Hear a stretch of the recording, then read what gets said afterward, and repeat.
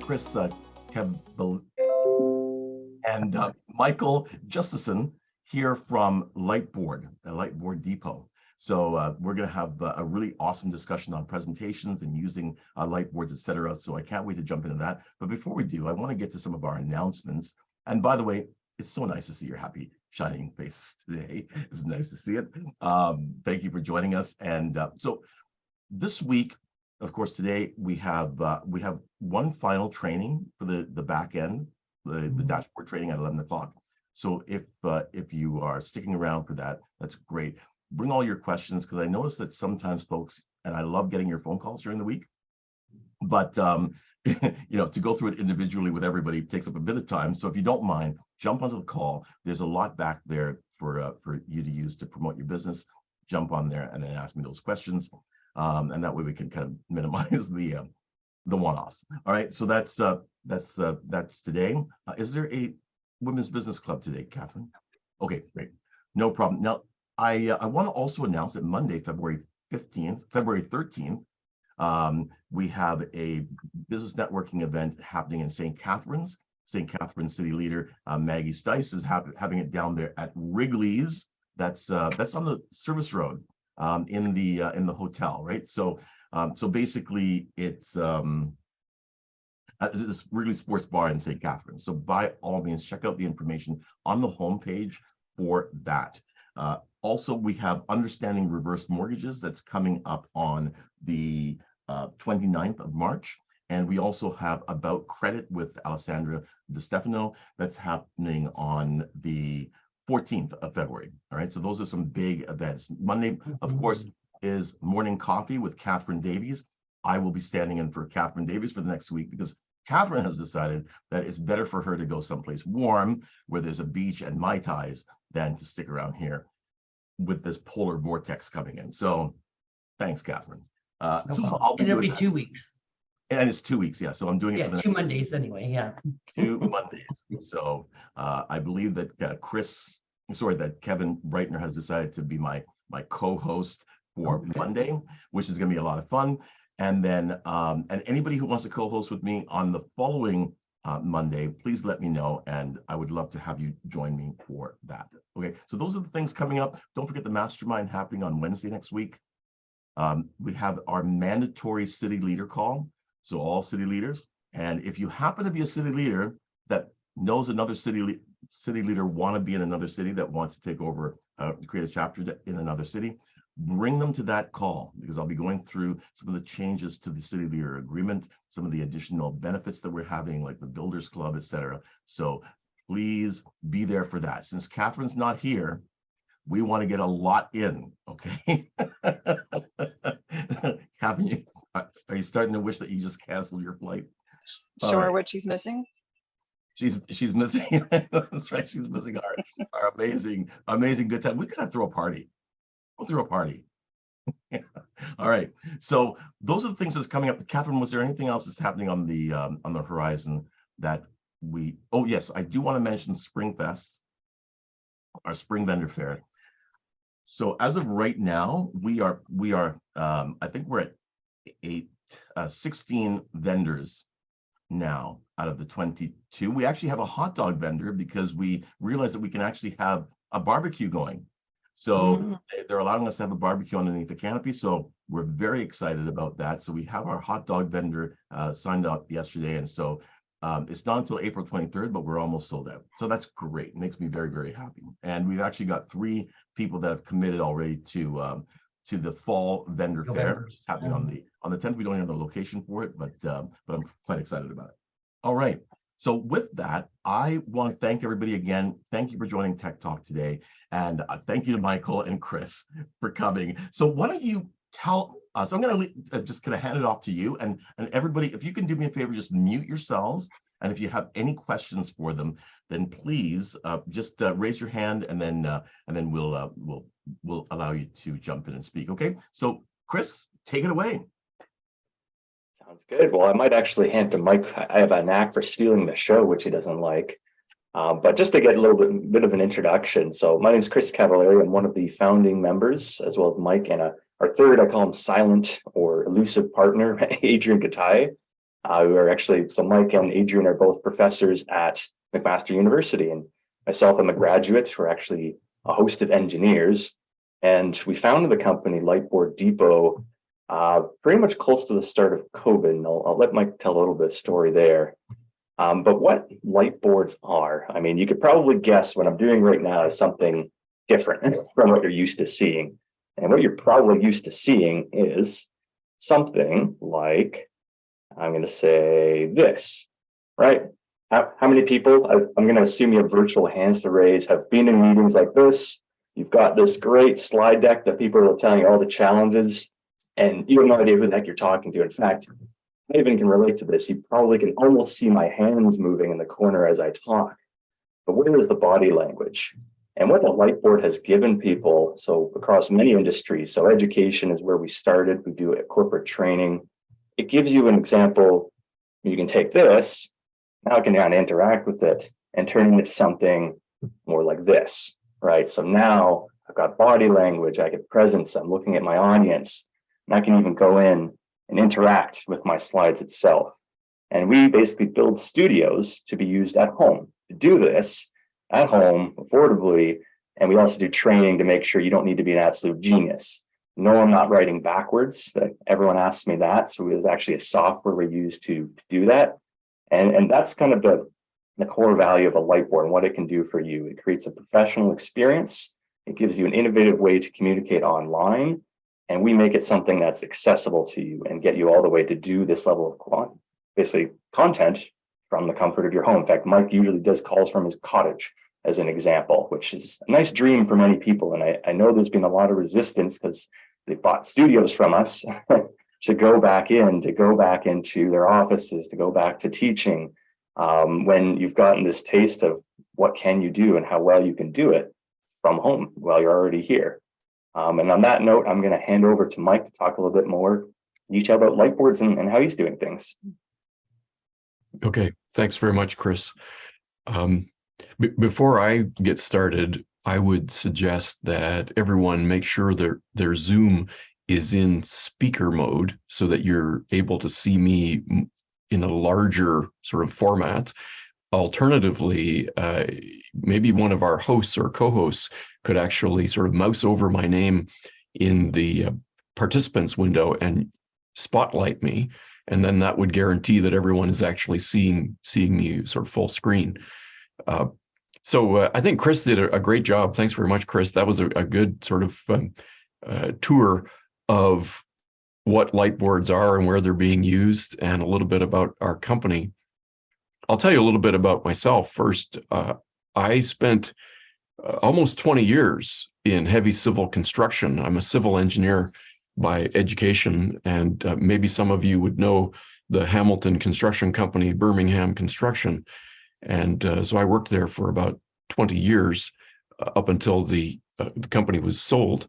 So I'm not a career academic like a lot of people, but I've always been drawn to education. And in 2013, I moved over to McMaster University, where I teach civil engineering. And you know, I'm lucky because 20 years in the so-called real world gives you a lot of good stories to tell in your classes. And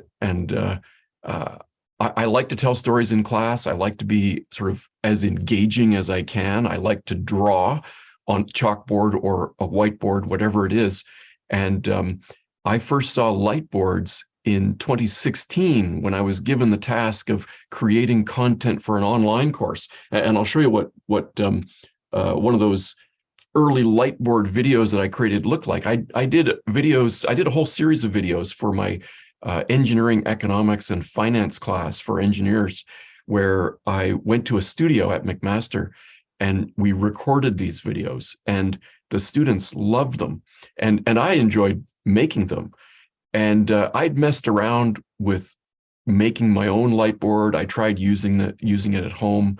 At the time, McMaster was using WebEx for online teaching, and it wasn't the greatest tool really for online.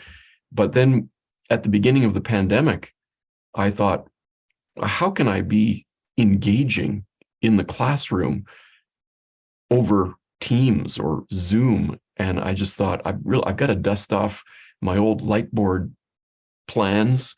And luckily I met up with Chris and Adrian, and we kind of put our heads together and created what I think is a pretty good home version of what used to be only able to be accomplished in the studio. So if you look at this studio, this is a pretty expensive setup. It's a dedicated space. It has audio visual support people, and I wanted that same look and feel, but I wanted to be able to do it in my house, and that's what I'm doing right now.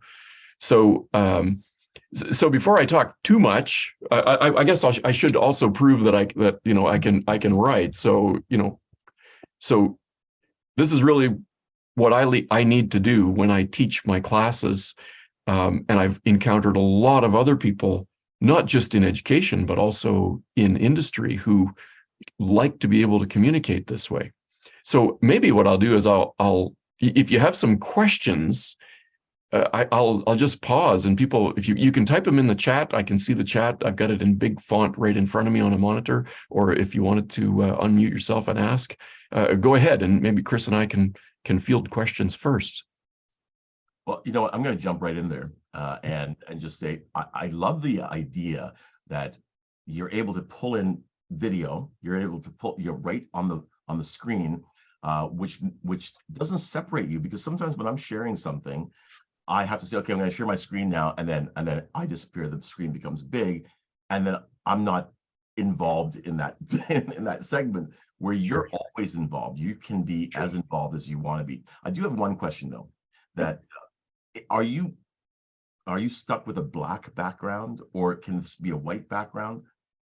So you're not entirely stuck with a black background. It just seems to work best. And one of the things I do, like when I showed this other video of, when I show this, or when I show, let's say, if I do. Nice.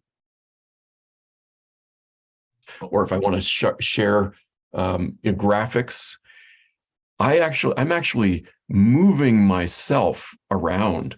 And so my camera view, I'm doing this, and I can put myself sort of in the most optimal location relative to the content that I'm sharing.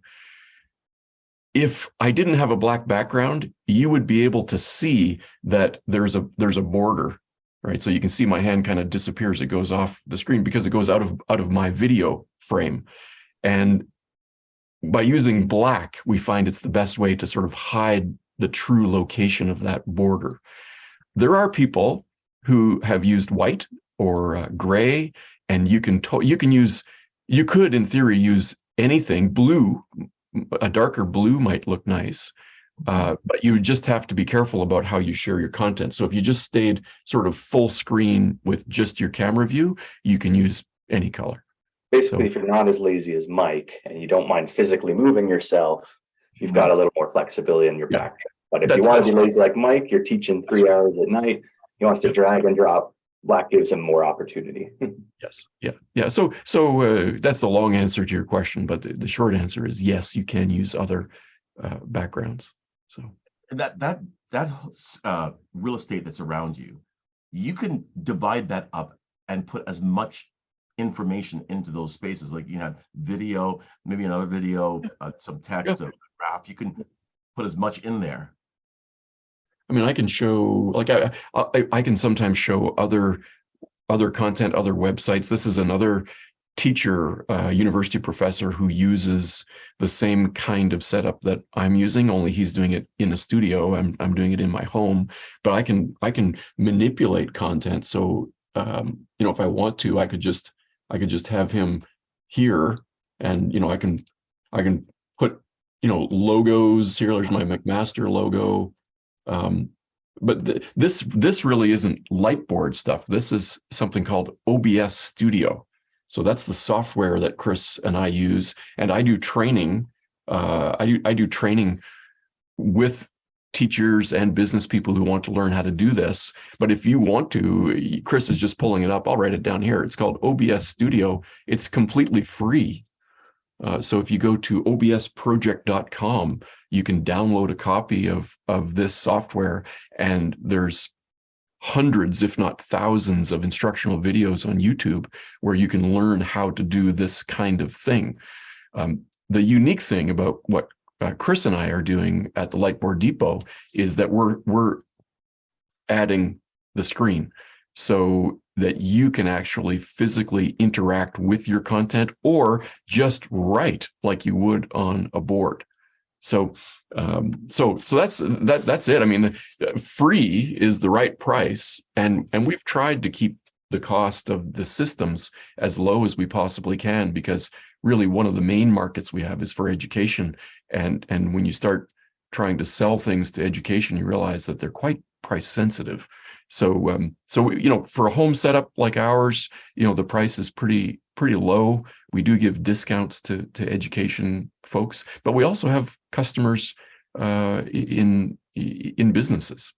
So, and I know that everybody, like, if you have a question, please do put up your hand. Yeah. But I do have one last question, and that is, in theory, Catherine, I'm thinking that if this was something that you can automate the things that show up, right? If you can time your presentation where it's automated and you just leave yourself enough time to write things on the board so it's fully interactive, that could work. Is it something that you can do where you can, through OBS, can you automate when, the timeline of Absolutely, you could. So in OBS Studio, you can import all of your content that you'd like, and you can set it on a timer to advance to the next slide, or you can do it manually with hotkeys. I'm just trying to look for let me just see here, a typical class.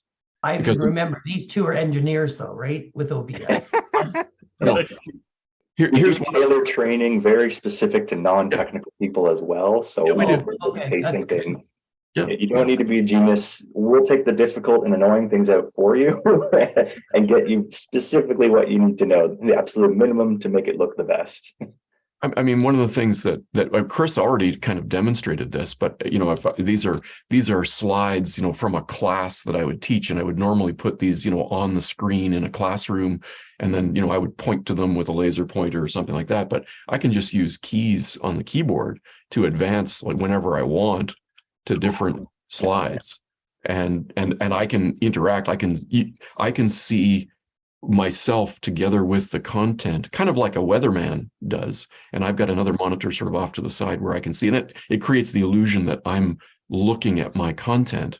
So for presenting, like Chris did a good job illustrating what we've all experienced during COVID, where people are doing presentations.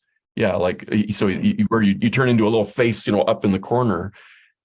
You lose all the body language. You lose, like, all of the sort of human to human contact that is so required in good communication. But with this, you can get a lot of it back. And my students, a lot of my students say, there's really no reason to go back to the classroom. If this is our online platform, then this is just as good, and they don't have to pay for parking. So I really feel like I've been lucky through COVID, and I've taken it on sort of as a bit of a hobby as well. But other people wanted it too, and that's really where the company came from. We've sold, Chris, 100 of these systems, mostly in education, but not all. So, there's no way I could just, build them in my house and give them to people at that scale. It really does become a business. And we thought that it might just be during COVID, but we've actually seen an uptick in sales since we've sort of in principle gone back in person. So people have seen the value of the online world and the convenience of it, certainly. But I think our mission is just to make online better. And when we did a study, I think I clicked on it incorrectly for a second here, but I'll show you. We did a study where the Lightboard Depot, in partnership with eCampus Ontario, which is government funded, we actually funded and provided instructors around Ontario with free Lightboard kits, and we trained them on how to use them, and then they use them like during COVID for teaching. And we survey the students, and students, we took online engagement from 50% to 84%. So it was a pretty dramatic result. Okay, well, Chris Got has a a question. Yes. Yeah, Chris? I'm just curious, what physically is the requirement? Like, what is the system? Okay, so I can actually show you how I put this all together. This is my son's bedroom, and I'll show you just so you can. Here's the door to the room. Let me just. Here's the door. My son was away at university at Queen's and living in a house. And so I sort of took over his room. The closet doors are behind this black sheet. So I've just hung a black sheet. That's right here. And then I just put a desk in front of it. It's about 2 feet from the wall. So I've got about 2 feet distance from the desk to the wall. And I have a kind of like a TV stand that you sometimes see people using at conferences and trade shows and things, or sometimes they're in meeting rooms. We have one of those. They're not that expensive. And then I've got a monitor hanging on front of that facing me. So when I look like I'm looking at you, I'm actually not. I'm looking at myself and my content.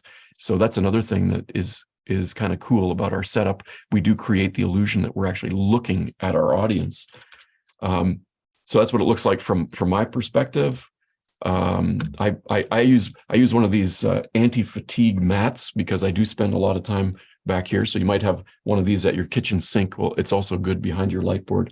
And then that's the Lightboard. So it's just it looks like a portable window. And this one looks a little experiment-like. This was one of the early prototypes. Experiment one.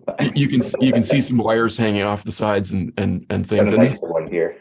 Yeah, this is not exactly what. So Chris has a picture of a nicer one there, but just to show, sort of to answer your question, to show where what this looks like. That's pretty much it. And then that's my monitor that I'm looking at right now, which is just off to the side, and that's what I see from behind it.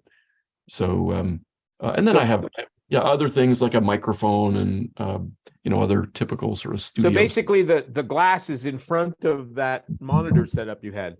Yeah, it's right. It's right there. Yeah. And then the webcam is on the other side.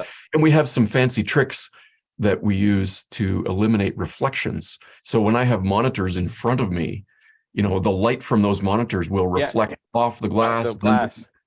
But we have some trade secrets that allow us to eliminate that reflection.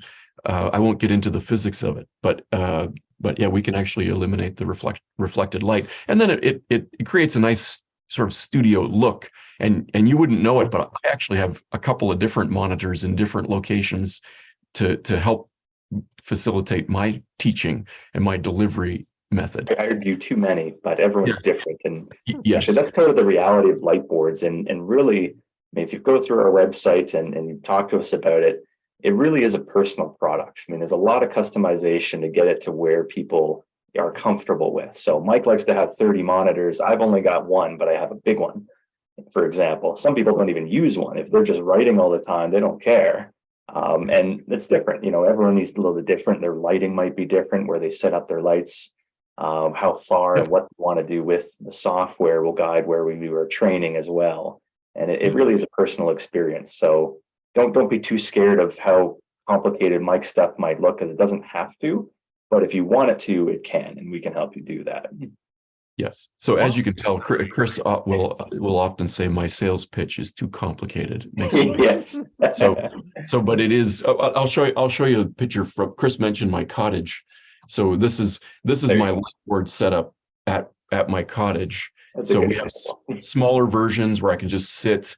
I've just got one laptop computer sitting on the other side of that little piece, and then that sheet, I call it the camera tent, that is around the outside, is eliminating reflections because it's kind of in a bright location. So and that's one of the other techniques that we use to make it so you don't need an expensive studio. You can just put this sort of camera sheet between your webcam and the Lightboard, and it eliminates all of the reflections that come from the room. So it can be very complicated, or it can be quite simple. The Lightboards are available in a variety of sizes, then, I'm assuming. Yes. So we have the one I'm using right now, and the one Chris is using is our larger model, which is 4 feet wide. It looks a little bit bigger, and it looks bigger on camera because of the field of view. The webcam has got it's not exactly a fisheye lens, but it's so if I step back, I go like this, that's more than 4 feet. But that's because I'm farther away from the camera than the board. Yeah. So, and then we have a smaller version that's only 3 feet. That's like the one that was sitting on the desk. And we have places like there's a Kumon Learning Center in Hamilton that bought a small one for online tutoring of students, and quite a few instructors during COVID who wanted to teach from home. They didn't want to stand up. They didn't want to interact so much. They just wanted to write, and they like the smaller ones, and they like to just sit down. So and we're also going to build a bigger one too. That was in our plan to build a 6-foot model. Wow. People who keep asking me for it. I mean, if you can see my camera right now, so I mean, this is a picture from the website of me behind one of the Flex, the smaller board, and that is me behind the bigger one. But you have a lot more real estate than you'd think when you compare the sizes. So it's, unless you're writing entire blackboards worth, which we've dealt with those people, you don't really need anything too gargantuan. Having the Flex is very convenient if you want to just put it on an existing desk. If you're setting up your home office, you don't want to sort of set aside a block of space to do a studio. That's the name. It's a little bit more flexible to your environment.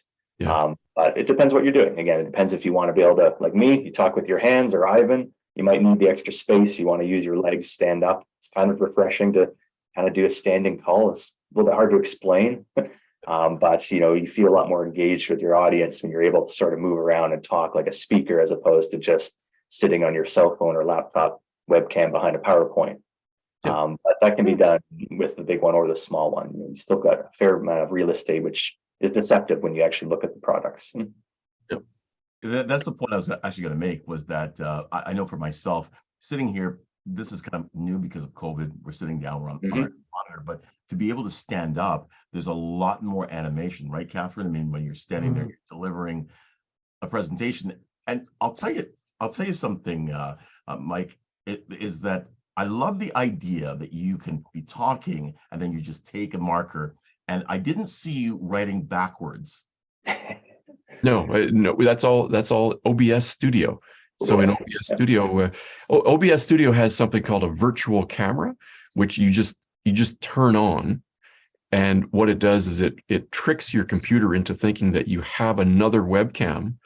And then when you go into Teams or you go into Zoom, you go down to the little icon and you click that little up arrow. And then instead of picking your webcam, you just pick the OBS virtual camera. And then whatever you're doing in the OBS software, there's Chris, he just turned his on and off.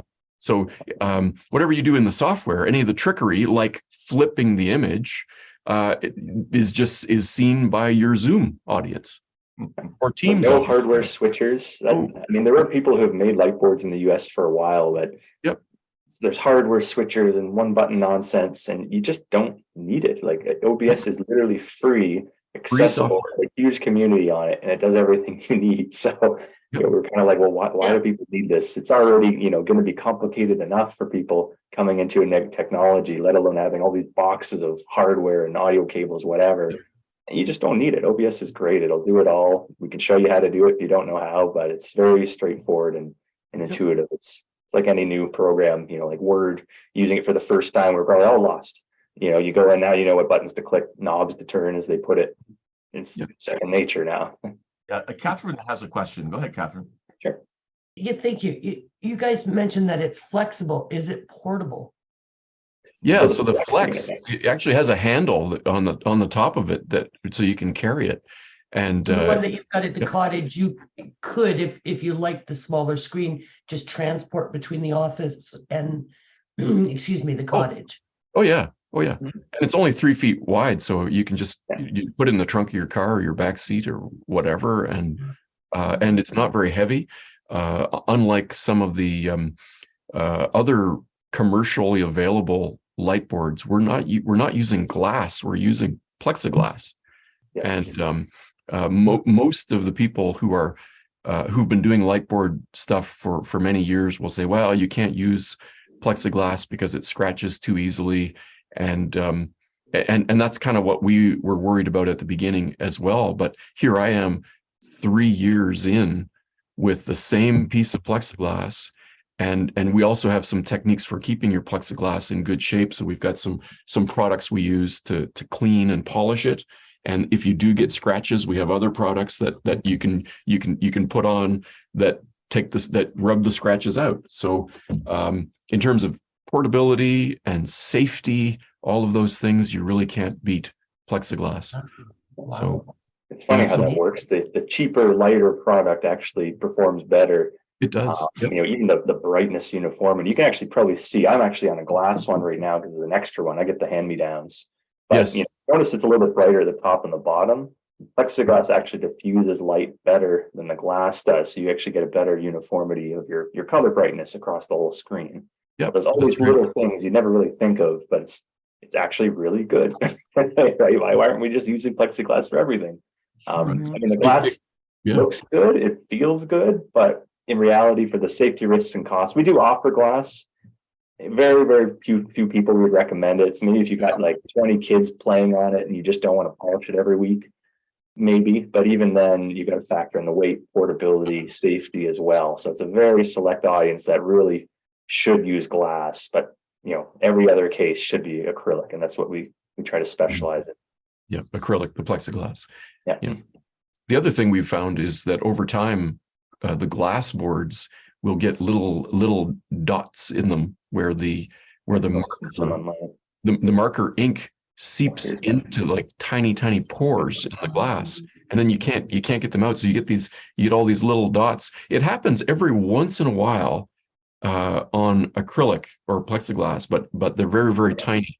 In glass, you can actually get little dots that are noticeable on video. Cranks my brightness up so you can probably see it. I'm very good at hiding them, but you can see here, these are actually just part of the glass itself. And some of them came from manufacturing. There's nothing you can do. There's only one type of glass you can make these out of that works. It's basically a low iron glass. But it's not right. It's made for making aquariums, basically. So there's no regulation or standard to combat these. So it's sort of a gamble when you deal with glass. Plexiglass, you don't. But you can hide them, so you can see there's a little bit lingering. Just playing with your brightness, you can sort of play with that, but you got to find a balance. So, Michael, a question for you. So, let's say somebody wants this and they want to put a small studio in their home or their office. How involved are you in setting up that studio? Well, as much or as little as the person would like. So, some people who, let's just call them the engineer nerd types like Chris and I, are fine to just come and pick up their Lightboard, at our shop, and away they go, and you never hear from them again, and they're quite self-sufficient. Whereas other people who don't feel as tech savvy, or they're not quite the same kind of do-it-yourselfer types, we've actually gone into people's homes and set them up for them. So as much or as little as the person requires. Probably, on paper, we include about 2 hours of training with every kit.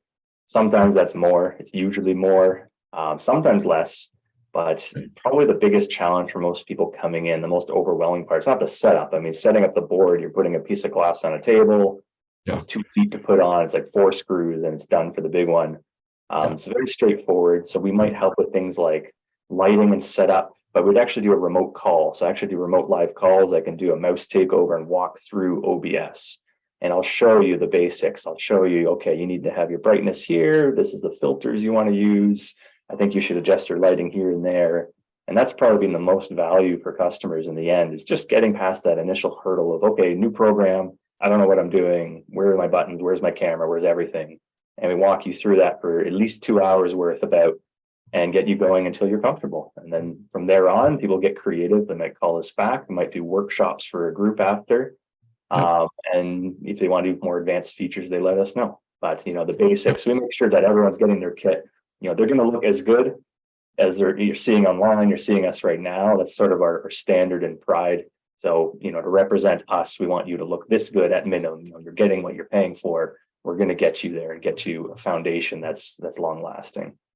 And we also have instructional videos. So on our website, if you go to lightboarddepot.com and you poke around, you can find your way to, we have about 10 instructional videos that help people do the basic things. Like if you want to share your PowerPoint slides, I have a instructional video that tells you how to do that.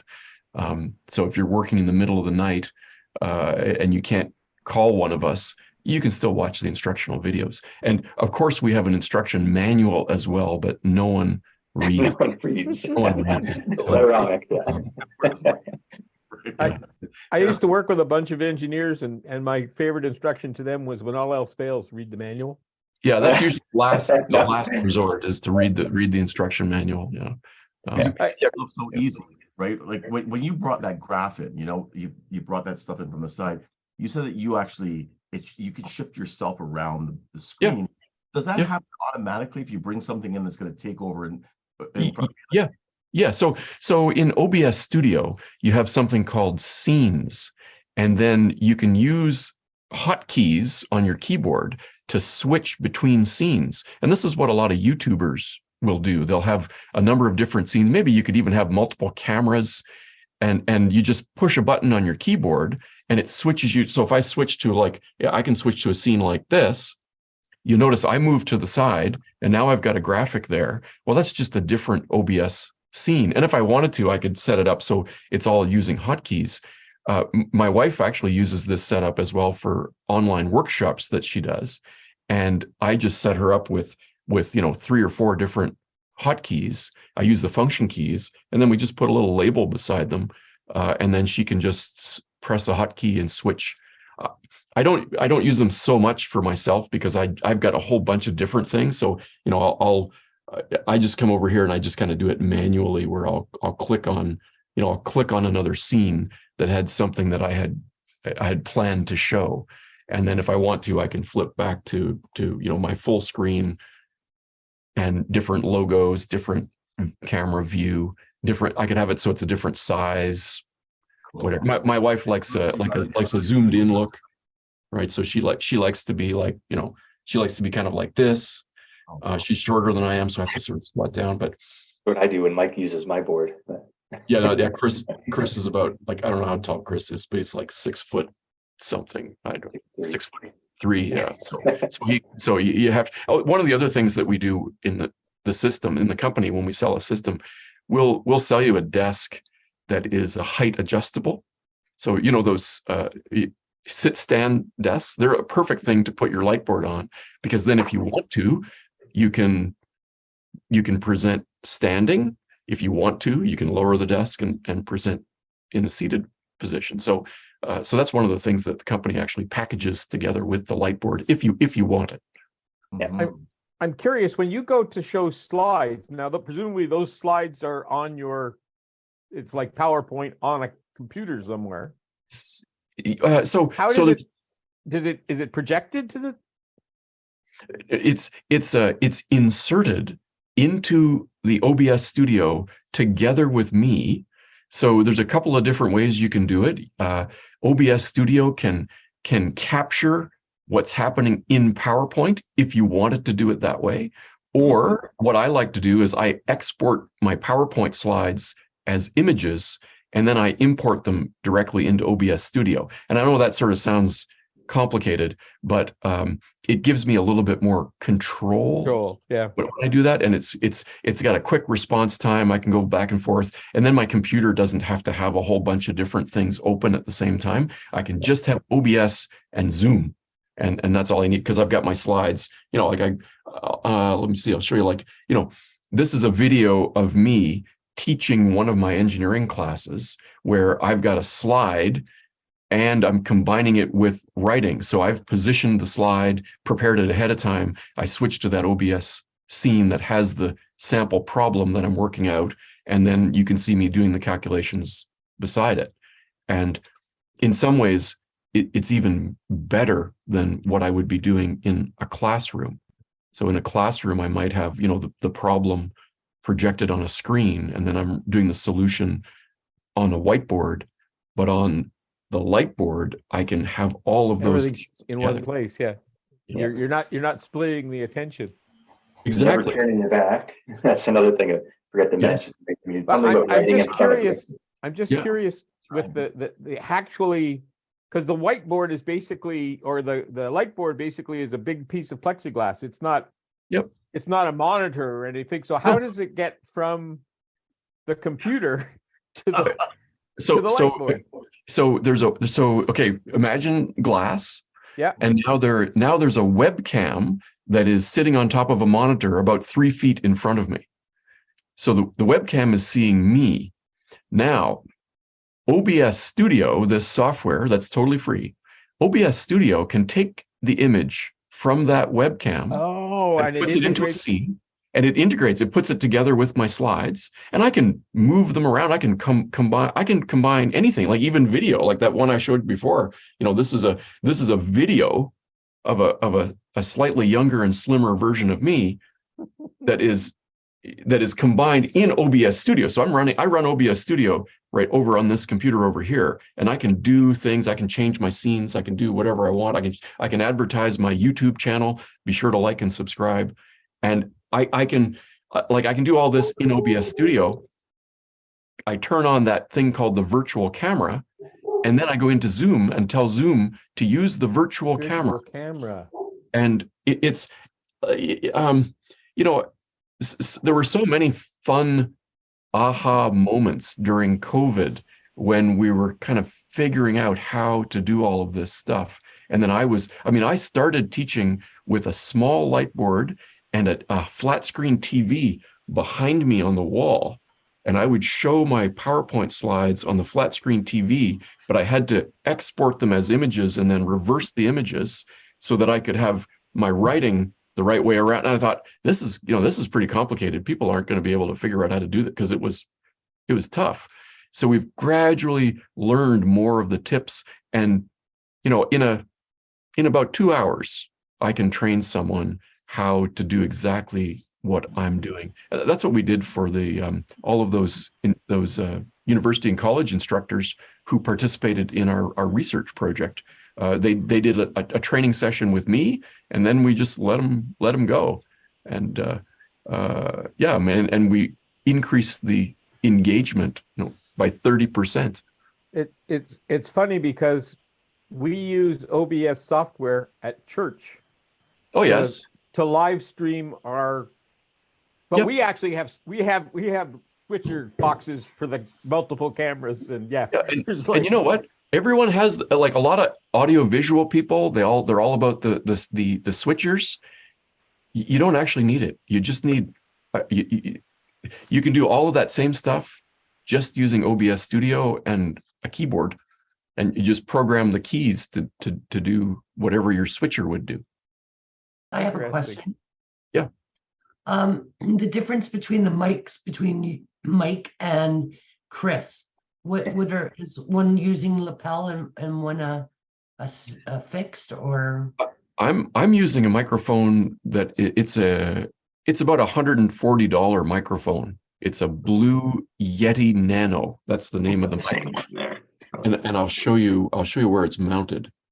I'll just go back to my setup photos. I think I actually have a photo of it in here.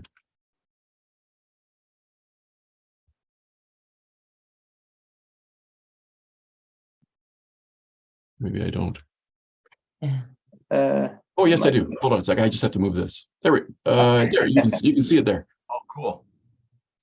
So so I've got an extra light on top there, and then and you can see in OBS it's kind of cool because if I want to point to things, I can add a little bit of transparency to an image so that I can actually point. Here's one of my lights, but then you can see the microphone just above there's got a little bit of a green light on it, and so that's sort of right there. And I kind of like that microphone. Yeah, my microphone I just have on the desk over in the corner here. So it might be a bit of difference. And there's also, you can put all sorts of audio filters in OBS as well. It's not just for video editing. So if you want to tweak your voice, if you're picky about things like that, there's lots of little touch-ups, even the cameras, you can add sharpness. There's a crazy amount of customization you can do if you want to do it, is the big question. Most of these things you don't have to. Everyone's different, but I love things that have a very high ceiling. So you can take it as far as you want to take it. Yes. So people just want the basics, they'll get the basics, perfect, easy. If they want to go beyond that, they can. Maybe after a few months of using it, they want to be ambitious and do some crazy backdrops, or they want to have some live interviews with themselves, like Mike. Yeah, that can be done. And you're able to do that all within the same platform. On the website, we have an instructional video on how you can just use the Logitech webcam software to do the same thing. So you don't even have to use OBS Studio if you really want a quick, introductory, and you're just going to write on the board. Basically, we can also get you up and running just doing that. That's my under an hour solution. So yeah. You lose those limits on what you can do. Like you wouldn't be able to have the transparencies and interaction, but you can still flip between a shared screen and a slide within the program with one key. So, and it would also give you the ability to write and flip your text so you can read it. So it's still a very good solution. It'll get you the bare minimum for the Lightboard and very, very easy to set up and learn. So that's, within an hour, you can host a call on your Lightboard. Yep. How powerful a processor do you need on your computer? Good question. Actually, I was going to comment on Mike's thing about having switchers. So typically, we recommend at least 8 gigabytes and like an Intel Core i5. So we've got a few laptops for a studio with maybe 1 or 2 monitors. It comes down to how complicated you want to get your hardware. You plug in more monitors, you plug in more cameras. Obviously, it's going to start taking a toll on top of Zoom. Teams is also very processor hungry. So depending on what program you're streaming on, or if you're doing offline recording, can affect it. But again, the i5 is very accessible. That's sort of the minimum I'd recommend. Anything higher than that is just going to give you a little bit of headroom. Basically, if it supports a green screen, you're fine. Pretty much. That's it. Yes. So That's what's good. the entry level cost to get into one of these things? Yeah. So for kind of a pretty complete package, you're looking at somewhere getting close to about $3,000 for pretty much everything. You have to supply your own computer, but if you want the monitor, the camera, the microphone, the board, a desk, we even, and markers and cleaning supplies and the polish and all that kind of stuff, sort of everything that we think you need, with some training, you're looking at about $3,000. Awesome. Yeah. So if you actually want to play around with it on our website, we've got like a studio builder. You can go through and build one. This is just for the 54, the studio size. So again, starts at $26.95. Things like discounts, you can talk to us about that if it's education or if you're going to buy multiple units. But you can go and pick and choose. You want glass, acrylic, you want to include a desk. So it'll start around there. Let's say if you get everything in, bells and whistles with a TV cart, buying a TV through us, everything, it's just under $4. I think it was like $39.60. I think it added up to. But we try to keep that as low as possible. And again, we never try to force you to buy anything you might not need or you might already have. So there's the option. Just a little plug also for you. I met Michael at the last BizCon, and he was very kind at the very end of the night to stay and show me how it worked. Are you going to be in Mississauga? Good question. That may, as of yet, be undetermined. Okay. Yeah. Okay, well, you know what, I mean, if you are, let me know, because then Yep. I can let everybody know that if they want to see something, they want to see it live. Yeah. It's a very, very simple setup. I mean, it looks Yeah. very simple and easy to use. And the space that you had there was only, I would say, maybe 4 feet deep. Yeah, maybe a little bit. It could be about 6 feet deep. And then we like to tell people that I think this room is just under 8 feet wide. Okay. And that's kind of a good sort of backdrop size. You can squeeze it into a smaller setup, and you can do even smaller than that if you wanted to just have the smaller light board, sitting on a desk. Right. But the other thing too is one of the most popular options people get is they get the sit stand desk with casters on it, and then if you also have the TV cart with casters on it, you can just, when you're not standing here, I can get out of the way and I can push it up against the wall, and then I can push the TV cart, into the desk, Right. and it only takes up, about the width of the desk pretty much. So when you're not using it, it doesn't have to take up very much room. Yes, I love it. That's brilliant. Listen, we're about 2 minutes before the end, but I just wanted to see if there was anyone else with a question. So we haven't heard from anybody else. Please come to Mississauga so I can see this. Yeah.